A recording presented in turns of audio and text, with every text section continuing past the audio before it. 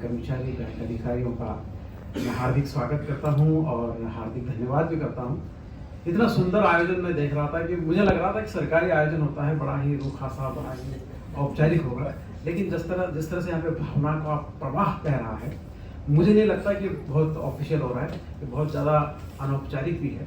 जिस तरह से उनके वरिष्ठ अधिकारी भी अपनी भावनाओं को व्यक्त किया, जो उन्होंने एक रिश्ता बनाया है अपने सबॉर्डिनेट के साथ, अपने वरिष्ठों के साथ, वो निश्चित रूप से प्रशंसा के काबिल है और उनसे यही उम्मीद की जाती है, क्योंकि उसका कोई दूसरा विकल्प हो भी नहीं सकता। दरअसल दिनेश जी आचार, विचार और सदाचार इनसे परिपूर्ण व्यक्तित्व है, ऐसा मैं मानता हूँ, क्योंकि करीब 37 साल का ये हमारा सानिध्य रहा एक दूसरे के साथ में। उनके व्यक्तित्व की कई सारी विशेषताएं हैं, गिनवाने के लिए समय शायद कम पड़े, लेकिन मुझे समय की सीमा दी गई है और मैं अपने आप को एक सीमा में रेखांकित कर लेता हूँ। उनके अंदर जो दूरदर्शिता है, मैं सामने देख रहा हूँ कि उनकी पुरानी फोटो, ये शायद आप सब लोग देख पा रहे हैं, अभी नहीं देख पा रहे। अच्छा, तो ये बहुत अच्छी, मुझे लगता है भक्ति ने बनाई है ये छोटी सी फिल्म। तो यहाँ पे तमाम सारी पुरानी यादें उन्होंने संजोई हैं। तो उनके अंदर एक सबसे बड़ी जो खूबी है वो है दूरदर्शिता, उड़नसी। जब हम रेलवे में 1985-86 में आए, तो उनका लगातार जो उद्देश्य था, जो टारगेट था, वो रेलवे नहीं रहा।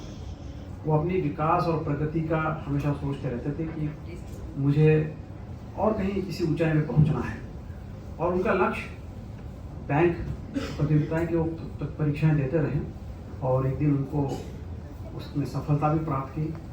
और जब उन्होंने रेलवे को विदा किया, तो निश्चित रूप से शायद आर्थिक रूप से तनख्वाह उनकी कम रही होगी उस समय, लेकिन 10 साल के बाद, जब वो कह भी रहे थे कि 10 साल के बाद आप मेरी तुलना करना, तो निश्चित रूप से 10 साल के आप तो 20 साल के बाद जिस ऊंचाई को उन्होंने हासिल किया है, वो हम सब के लिए बड़ी फख्र की बात है।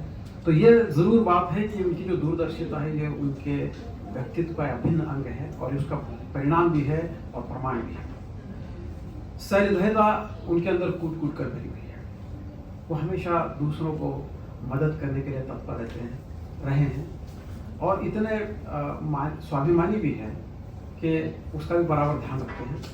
और सबसे असल और खास बात यह है कि वो अनुशासित हैं। सेल्फ डिसिप्लिन बहुत है उनके अंदर, और मुझे लगता है कि किसी भी कार्यालय में इस पद तक, ऊंचाई तक पहुंचना, उसके लिए सबसे पहली शर्त स्वयं अनुशासित होना, सेल्फ डिसिप्लिन होना बहुत जरूरी होता है। क्योंकि अगर स्वयं में अनुशासन न हो, तो वो अपने अधीनस्थों के बीच में किस तरह का अनुशासन प्रस्थापित कर पाएंगे। और उनकी एक और जो खूबी जो मुझे बहुत अच्छी लगती है कि कार्य के प्रति वो हमेशा निष्ठावान रहे। जैसा अभी भक्ति बता रही थी कि आज वो सुबह 6 बजे से जग गए थे, तो ये उनके कार्य के प्रति हमेशा निष्ठा रही है।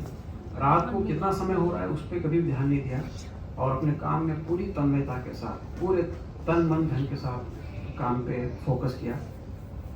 उनका व्यक्तित्व हमेशा हरफन मौला रहा है। जब वो दोस्तों के बीच, रिश्तेदारों के बीच होते हैं, तो उनका असल जो व्यक्तित्व है वो खुलकर सामने आता है। अपनी भावनाओं का दमन कभी भी नहीं किया उन्होंने। अपनी भावनाओं को हमेशा वो शब्दों में बयान करते हैं, हमेशा हंसते रहते हैं, मुस्कुराते रहते हैं, लतीफ़े सुनाते रहते हैं।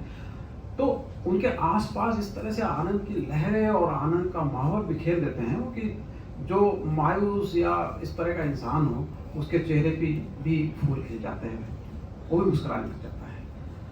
और ये बड़ा सदाबहार व्यक्तित्व है, ऐसा सदाबहार कि वो हमेशा ही मुस्कुराता रहता है, कभी मुरझाने का कोई सवाल ही नहीं आता।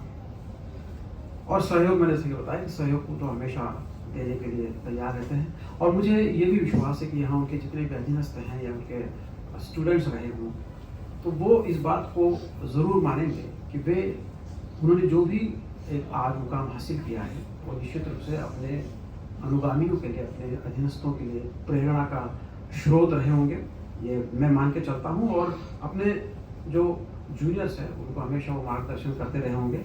इस तरह से यहाँ पे उनके जूनियर्स भी तमाम बैठे हुए हैं, तो ये खुद ही उसका प्रमाण है।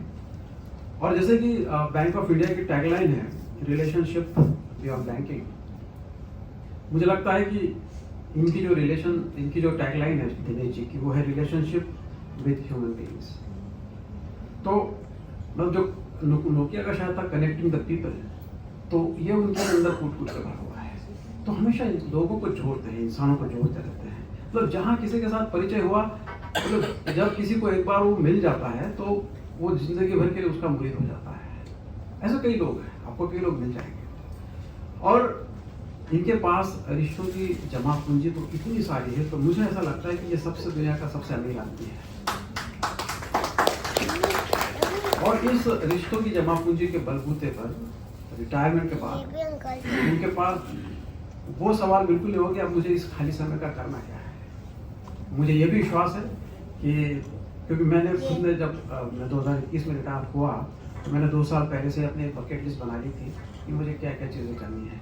और मैंने इसका एक संकेत उनको भी दिया था, शायद उन्होंने बकेट लिस्ट बना ली और मैंने उनसे खुल के चर्चा नहीं की है।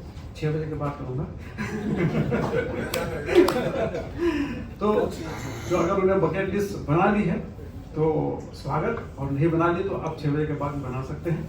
लेकिन ये तय है कि अब वो, जैसे कि अभी भक्ति को बता रही थी कि परिवार के साथ समय देना उनके लिए काफ़ी मुश्किल हो जाता था। और एक जिम्मेदारी जब होती है तो निश्चित रूप से मैं मानता हूँ इस बात को कि कर्तव्य श्रेष्ठ होता है। लेकिन अब वो पूरी तरह से परिवार के लिए उपलब्ध है। भाभी जी की सारी तमाम शिकायतें जो है दूर हो जाएंगी। क्या बढ़ जाएंगी? नहीं, दूर हो जाएंगी और अब सबके लिए उपलब्ध है। और आज वास्तव में ये बड़ा सौभाग्य है और ऐसा बहुत कम लोगों के साथ होता है कि आज बाबूजी आशीर्वाद देने के लिए बेटे के रिटायरमेंट के इस अवसर। ये बात जरूर है, इस बात का रंज है कि नहीं है, लेकिन आज बाबूजी है और मुझे लगता है कि बहुत बड़ी ईश्वर की देन है कि आज उनके आशीर्वाद हमारे सर पर है और आज उनको इतना सम्मान मिल रहा है। मैं दिनेश जी को रिटायरमेंट के पश्चात लीलामय जीवन की शुभकामनाएं देता हूँ। उनको बहुत अच्छा स्वास्थ्य मिले और सबके साथ इसी तरह से उपलब्ध रहें और उसके बाद हम खूब मिलेंगे। और चारों, जैसा कि जिक्र किया है, अब चारों, क्योंकि हम 3 तो रिटायर हो चुके थे। अब हमारी दिक्कत ये थी कि उनके कार्य में जो व्यस्तताएं हैं उसके कारण हम कोई कार्यक्रम बना नहीं पाते हैं। लेकिन अब आज के बाद, अब वो जैसे वैष्णो देवी हुआ है तो उसके बाद फिर हम उसका निश्चित रूप से शनै एक चरणबद्ध कार्यक्रम बनाएंगे मिलने का और मेल जोल बढ़ाने का। तो उसमें झांसी भी है, भोपाल भी है, पुणे भी है, मुंबई भी है और इसके अलावा पूरी भारतवर्ष भी है, वहाँ भी जाकर के हम रह सकते हैं। तो बहुत बहुत धन्यवाद दिनेश जी को फिर एक बार रिटायरमेंट की सारी शुभकामनाएं और आगे वो अपना खाली समय खाली न रहने दे, वो